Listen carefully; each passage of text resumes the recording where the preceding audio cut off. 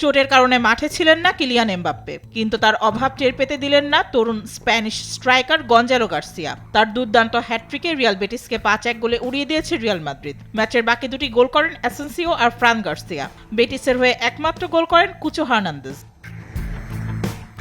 এ জয়ে লা লিগায় শীর্ষে থাকা বার্সেলোনার সঙ্গে পয়েন্ট ব্যবধান কমিয়ে আনলো জাবি আলোনসোর দল। 19 ম্যাচে 14 জয় আর 3 ড্রয়ে রিয়ালের পয়েন্ট 45, সমান ম্যাচে বার্সেলোনার পয়েন্ট 49।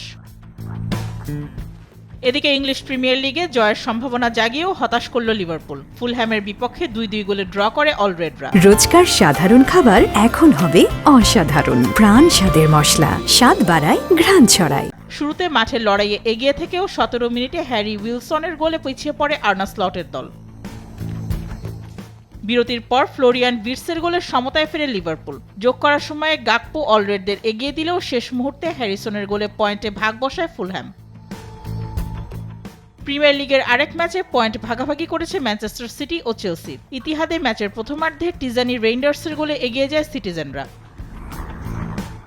জয় যখন হাতের নাগালে তখনই ঘটে নাটকীয়তা। ম্যাচের অতিরিক্ত সময়ের 4র্থ মিনিটে গোল করেন চেলসির এনজো ফার্নান্দেজ। তাতেই সিটির স্বপ্ন ভেঙে দিয়ে 1-1 গোলে ড্র নিয়ে মাঠ ছাড়ে Blues. Mehjabin Hossain, sports desk, Desh TV.